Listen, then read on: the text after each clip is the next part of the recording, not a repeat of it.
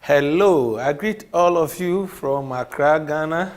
I'm Dr. Thomas Boabin. I teach at the University of Ghana Business School. And I have been offered this great opportunity to share with you some ideas and some experiences when it comes to leadership and accountability on this noble yearly program. This is a very important topic, and in order to help us to adequately discuss it, it has been divided into 3 modules. And this is the second of the 3, which I have titled Leading Others. Leading Others. When you talk about leadership, it is about 2 things: leading yourself and leading others. And so the entire program, we have the module 1, that is leading yourself, leading myself. And then the second one is where we are going to focus on leading others and how culture affects leadership will come after that. So when we talk about leading others, what are we trying to achieve? What are we looking for to say you leading others? We are just talking about positioning ourselves in such a way that we will be able to influence others to join us to achieve defined targets, goals, objectives, vision. And so this time, the focus and the attention is going to be on how to get them along, how to get others out. It doesn't matter where we are. It could be at any level. Human beings, by nature, we are unique. We have different preferences. We have our own priorities. So for you to come and tell me that, kindly leave your preferences and follow me because my preferences are superior and more important, is a lot of work. And that is what we are talking about today. And this must be done and must be done properly. Otherwise, you will get people with you, but they won't be with you. Physically, they are there, but emotionally, they are not with you. How do we ensure that we get people along, leading others? At the end of the day, we hope that we will all live here with certain specific results, positive. 1, how do people get opportunity to influence others? And I call that sources of power. And then, what are the specific strategies, if you have the power, that you can use to influence others? And how do you use this to achieve reforms, to introduce changes? It is not always the leaders who influence the subordinates. It is very common, and we are going to look at scenarios where subordinates also get opportunity to influence leaders. How can a subordinate do that? Because I'm sure all of you are not the topmost leader in your organization. We are all in the middle. There are others at the top. So as we try to influence those below us, we also need the tools to be able to influence those on top of us. And these are the things that hopefully, at the end of the day, we are all going to share and go home with the capacity to do. I want us to understand the concept of power. It is very important. When we talk about power, we are talking about the ability to make things happen. The ability to make people do things they will not do on their own. That is power. And we have two types of power. We can just talk about two types, which is not very important to us. One, I'll call the illegal power. Illegal. So all of us here, if we are to be gathered in a room, a man can just force the door, enter, pulls a gun or something and ask everyone, bring your computer. And I'm sure all of us will oblige. I will be the first because life is good to experience. And then this man will pick it and go away. The man has exercised power. He has been able to force us to do something that there was no way we were going to do it. And in the second scenario, we could have someone entering. We are there, and the person comes to explain things to us, appeal to us, tell us how some people urgently need computers, which is life and death. And all of us, as human beings, thinking that even if we leave it for this man to go and solve those problems, we'll be able to replace them, agreeing and collecting our pieces and giving to this man to go away. In both cases, we will have lost our computers. But the first man, if we are to get the opportunity, I'm sure all of us will report for the security to arrest him. But the second one, we will not. Even if we meet him and we have some more computers, I'm sure we will add more. Both have exercised power, but one is legal and then the other is illegal. The legal one is what we describe as authority. And so authority is the legitimate use of power. And so what we are talking about here is that legitimate use of power, not the illegitimate one. And so we're talking about the ability to cause or prevent an action. You can stop it and you can make it happen. And you can't have power unless there are three critical things. And these are the leader, the followers. If you are alone, what are you going to do? There cannot be power. So a situation must be there must be subordinates, and the leader must be there. So we say that power is a function of these three because it is the relationship among these three. Power is used to influence subordinates, peers, superiors, clients, suppliers, and any stakeholder that has to do with what you are doing. Ability to control our environment is power. Capacity to influence outcome.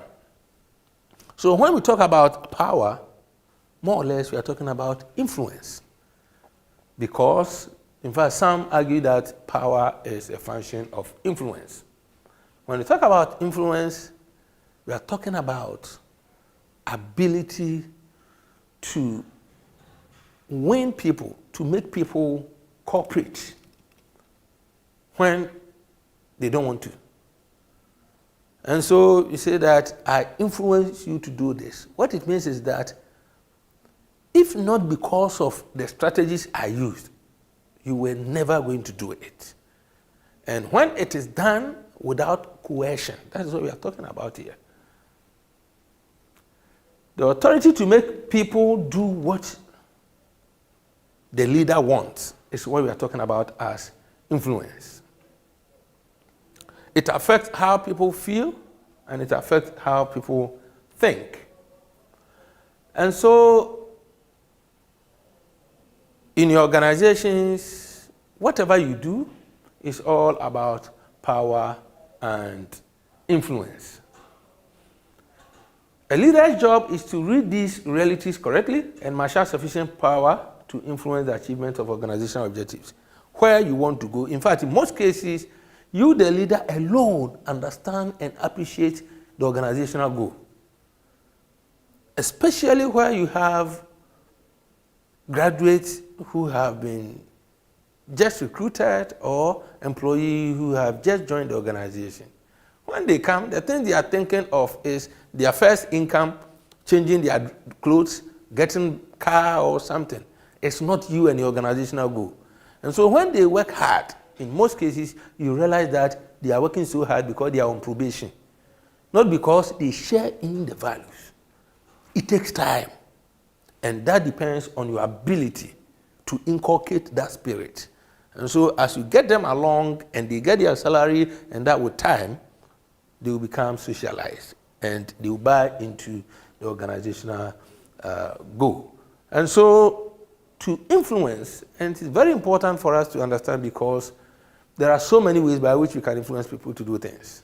Some are not sustainable, and that is what will make the leader ineffective leader.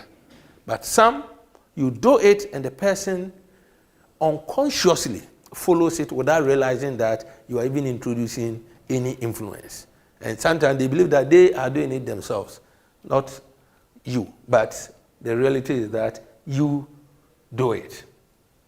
So, as I mentioned earlier, when we talk about power, we are talking about a means of influencing. It is one of the ways by which we can influence. Where do people get power?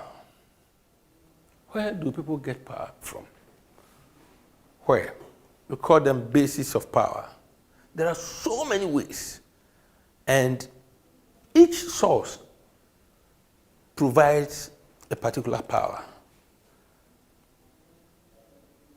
The man who entered the room and pulled the gun, and we gave him our computers, what he used was based on fear. We feared for our life. That's why we gave out the computers. And so we say that that source, the base of that power, is coercive, force. Legitimate power is I am demanding it because of where I am. So, for instance, if all of us from all these African countries should gather in a room and I'm facilitating and leading you, I'm sure you all agree with me if I mention your name and ask you to kindly stand up and make a contribution or ask a question. You do it, you oblige. Not because of coercion, because you see me as the facilitator who has been given the legal basis to issue out instruction. So legitimate power, the one that our presidents, our legislative members, our organizational leaders exercise, they are legitimate. That is why otherwise my president was just an ordinary young man and had no business of asking me to do ABC. No. But today, even when he entered this room, I have to stand up. Stand ovation is because of legitimacy, because we all agree. Expert power, people will come and listen to you because you are the only one who has the skill to fix that machine. You are the only one who can work on that software. You are the only one who can install it on their machine. And so you, whatever they say, you will do it. Whatever these people will tell you, you will follow. Why? Because they are, in quotes, better than you are, so far as that skill, that activity is. And so that power is expert power. We need to understand this so that we know when to use what. There are situations you can use expert power. You don't need to worry yourself with coercion and threats. Reward power. Yes. Once you do this, whoever comes to the office every day for the year gets this package. You are compelling people to come to work every day. By what? Not because of your position, not because you're forcing them, but because of the reward that they hope to receive someday. Personal traits, we call it referent power, is very close to charismatic power. And so you see that the person has certain things that are not so common. And people are willing to listen to them, people are willing to allow them to influence their lives. Access to information. People are so powerful, especially when it comes to networking in Africa. If you don't, they won't tell you. They will not give you the information, and you chase them for it. Connection, I'm talking about networking. I don't know what you have in your countries, but in Ghana, it's very common that if I am looking for a passport, for instance, if I want the town and country planning people to approve my building plan for me, it has become so common that before I even go to the office, I will ask my colleagues, shall I have to go to town and country planning? Do you know someone there? That is it. And so we try to use the connection. If I know that my colleague should know someone there, my colleague will link me to that person, and then I go there. And so that my colleague becomes so important. Sometimes you have to drive to their residential areas to get the information, so that when you go there, you don't join the queue for that long. And the ability to alter the job specifications of your subordinates. We call it ecological power. And so it is very important for us to understand that the things that we do that make people accept us and be willing to follow the instructions have basis. If you lose the base, if you are an expert, that is why everyone is coming to you, and they realize that now the expertise is no more, and I can assure you the respect will go down, and they won't come to you. They'll go to other places. That is why we all change our mechanics from time to time, because the reason why we go there, we don't see them. It is important for us to understand that the basis of the power determines the basis of the influence. And so I have tried to put few ones here, not all of them. For instance, you have organizational power. You find them position, reward, information, and punitive power. Punitive power is the same as coercive power, the threat. And then when it comes to the personal influence, you're talking about expert influence, referent influence, and peer influence. Peer influence is because you are colleagues. And then you have expert because you know more, and you have referent because you are perceived as having something that the others don't have.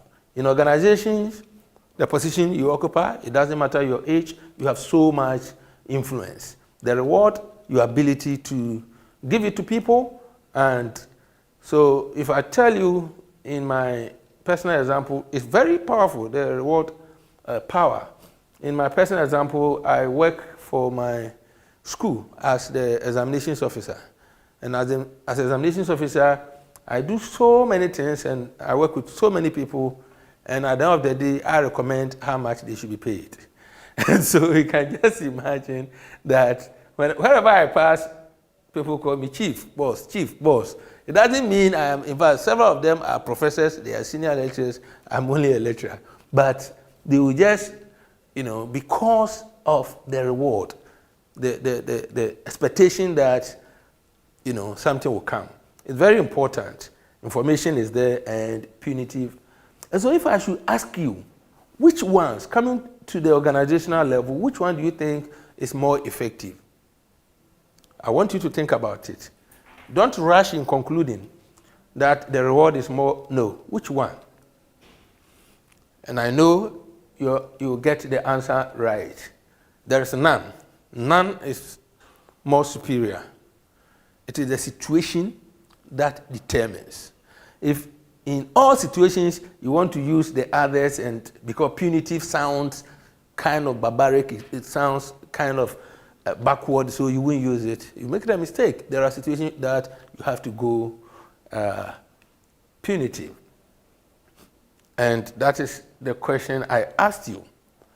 So you should be able to use a combination of all these factors, looking at the context and the situation. It's very important. What are you trying to achieve? Do you hope to continue relating, or you want to terminate the relationship? That should also help you. And who are the people you are dealing with? I always say that whenever subordinates are engaged in activities that require brawn, that is physical exertion of physical energy, no matter what, most people will try to avoid the work. When naturally an activity imposes pain, it generates pain on this natural body, people will do everything to minimize the period that they spend on those activities. And so therefore, in such a situation, how are you going to regulate behavior? It's very important for us to understand. But as I said, of all these sources and all these power bases, we need to. Some people may possess several of them. Several. You are expert, you are the topmost leader in the organization, and then you can also use the cohesive one, and you have a lot of information that the people will need, and then the networking, they can use you to network. You have all this. So which one to use at a time is very critical.